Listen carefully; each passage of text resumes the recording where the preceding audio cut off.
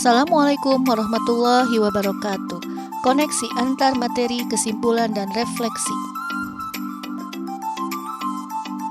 Saya, Ajeng Pratiwi, peserta calon guru penggerak Angkatan 7 dari TK PGRI 4 Kadungora, Garut, Jawa Barat.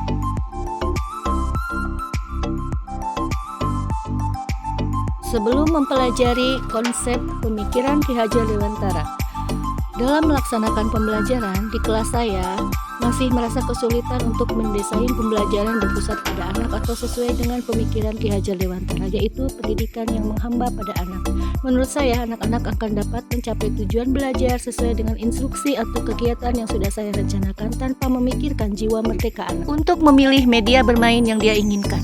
Sebelum mempelajari konsep pemikiran Ki Hajar Dewantara, dalam pembelajaran saya masih berasumsi bahwa dengan pemberian input materi dan ragam kegiatan bermain yang sama, maka capaian perkembangan anak-anak di kelas saya akan bisa sama.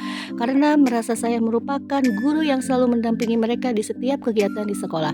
Sehingga jika ada suatu dua anak yang menurut, saya kadang merasa sedih. Saya sangat jarang melakukan refleksi pembelajaran, makanya kurang begitu tahu sejauh mana keberhasilan pembelajaran yang saya lakukan.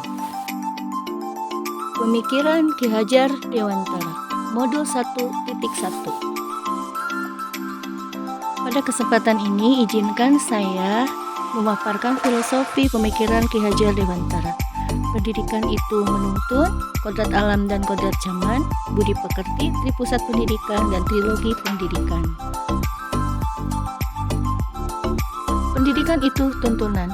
Pendidikan sejatinya menciptakan manusia yang mencintai nilai-nilai kemanusiaan. Pendidikan itu menuntun terhadap segala kodrat yang dimiliki anak agar ia mampu mencapai keselamatan yang setinggi-tingginya sebagai seorang manusia maupun anggota masyarakat.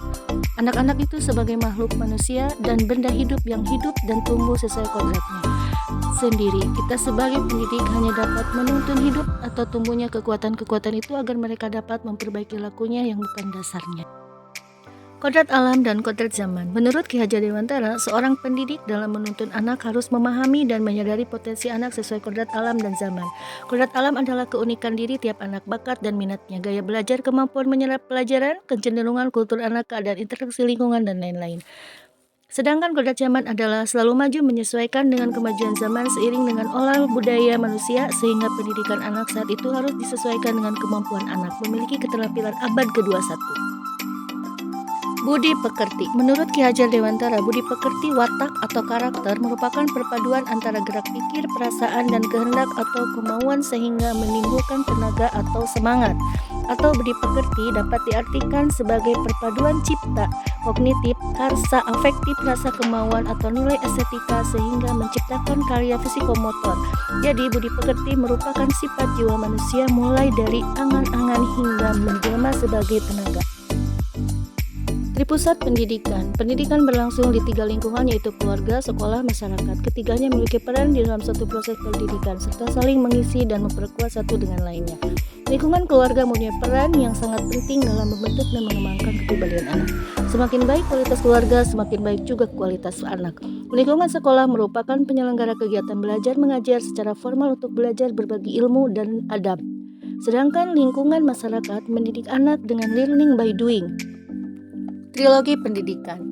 Ingarso Sungtulodo di depan memberi teladan, peranan guru sangat besar dalam memberi teladan kepada para peserta didiknya. Ingmardia Mangunkarso di tengah membangun keinginan, memberi motivasi dan memposisikan dirinya seorang guru sebagai teman.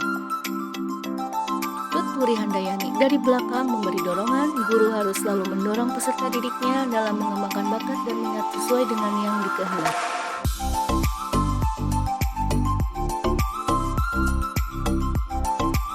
Penerapan untuk mewujudkan pemikiran Ki Hajar Dewantara. Berancang kegiatan pembelajaran yang menyenangkan untuk anak, mengenali karakter dan latar belakang anak, dan menjalin komunikasi dengan orang tua lebih baik lagi. Memfasilitasi anak dalam mengembangkan potensi dan kreativitas yang sesuai bakat dan minatnya. Berusaha akan melakukan refleksi pembelajaran untuk mengetahui kekurangan dalam pembelajaran.